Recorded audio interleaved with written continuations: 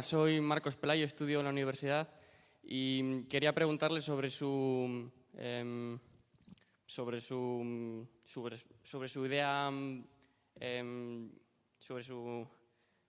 espera, ¿cómo decirlo? ¿Cómo? ¿Tiene una chuleta? Sobre su sistema de partidos ideales, es decir, su sistema político. Más que nada porque hace un tiempo se decía aquí que aquí había una democracia de dos partidos, entonces pues no podíamos elegir. Sin embargo, ahora tenemos una democracia de muchos más partidos y parece que no se ponen de acuerdo. Como hemos visto, sigue vigente la disciplina de partido en la que cada partido, las decisiones que toma, se toman en su sede, en Génova, en Ferraz, y no lo que realmente demandan los españoles. Mi pregunta era, que lo he estado descubriendo poco a poco, si le gusta el sistema estadounidense, en el que cada persona elige... El sistema estadounidense, de Estados Unidos.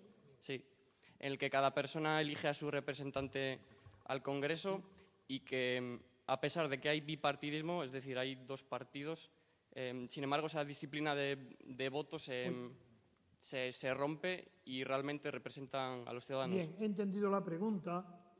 No sé si le gusta el sistema o no. Me gusta muchísimo el sistema de Estados Unidos político, pero conozco muy bien en qué momento y por qué y cómo se produce la transformación de un sistema democrático formidable, el único que hay en el mundo, primitivamente. ¿Cómo se puede transformar eso en imperialismo? Y cómo, a partir de ese momento, la vida de la democracia de Estados Unidos está viciada, bien sea por el temor al comunismo, época de McCarthy y todo lo que vino después, o bien sea por la rivalidad que ahora surge, no teniendo un enemigo declarado, y tiene que inventarse enemigos uno detrás de otro. Estados Unidos y Obama también, a quien le admiro mucho, como candidato le tuve mucha admiración, como presidente en Europa ha fracasado por completo, pero en política interior ha tenido aciertos muy grandes, como darle el seguro a 15 millones de estadounidenses y muchos también cortes de manga que ha hecho de poder a la banca, como las quiebras de Lehman, etc. Pero el defecto de Estados Unidos está en el imperio. Los 4 primeros presidentes fueron maravillosos. El quinto, Monroe, también. Y Monroe fue el antiimperialista. Y dijo, América para los americanos, pero no del sur, América para los americanos. Una maravilla. Pero luego viene el sexto, que era el sobrino de John Adams, que estaba de embajador en París, otro Adams, y luego viene el séptimo, que fue una catástrofe para el mundo. Fue un aventurero, juez de Tennessee, André Jackson, que tenía odio a los indios y a los españoles. Nos llamó íncubos y súcubos. Y él fue el que creó el Destino Manifiesto. Habéis oído hablar de eso, ¿verdad? Él lo creó.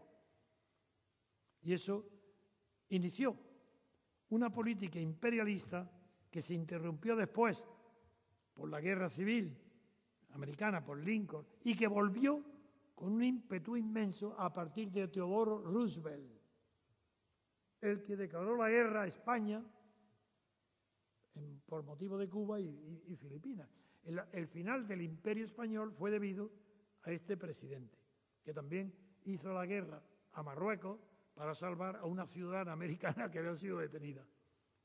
Bueno, pues eso inaugura una presencia de Estados Unidos en el mundo que hace lo siguiente. En la Primera Guerra Mundial, la que se llamó Guerra Idiota, porque no había motivo alguno que la justificara, pero para terminar la Guerra Mundial, el presidente Wilson, hizo 14 puntos de la paz y mandó era su secretario principal, para preparar la paz de Versalles. donde hicieron alarde de incapacidad los Orlando italianos, los Clemenceau franceses, y los crearon la causa de la Segunda Guerra Mundial. Ellos crearon a Hitler, impusieron tales condiciones a los alemanes vencidos en la Primera Guerra Mundial que era imposible. Alemania, recordaréis que no es mentira, recordaréis que lo haya estudiado,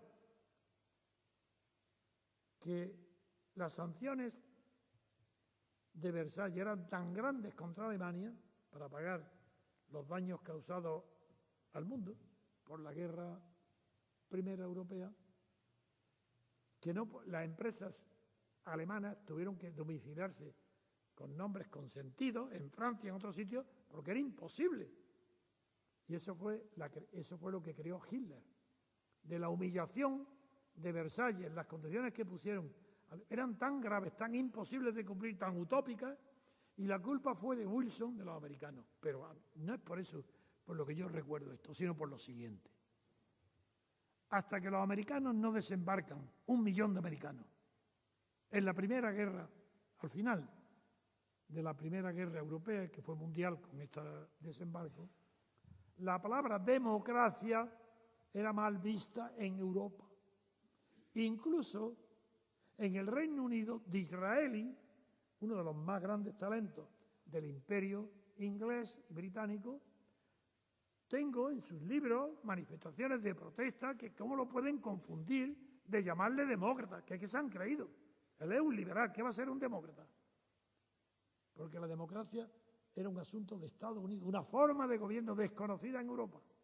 Cuando al final de la Guerra Mundial, ¿por qué se llama democracia a lo que hay en toda Europa y en España?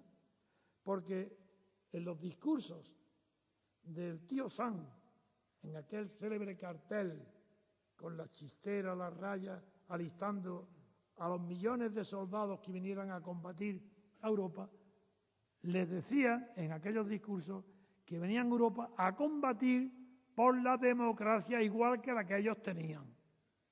Ese fue el origen de que se llamara democracia en Europa a las oligarquías que han dominado Europa y siguen dominándola. Democracia en Europa no hay en un solo país, ni uno solo. Y viene ahí se crea, de una propaganda. Y en la Segunda Guerra Mundial, lo mismo, se insiste en la propaganda de que en Europa los americanos, los generales, pero qué maravilla, los generales Eisenhower, qué bien aconsejados estaban.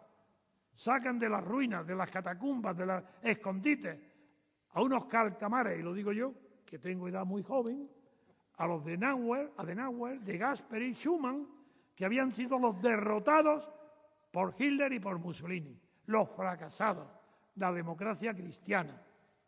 Pues en el cuartel general de París los saca de sus escondrijos y les da el poder. La Armada Americana.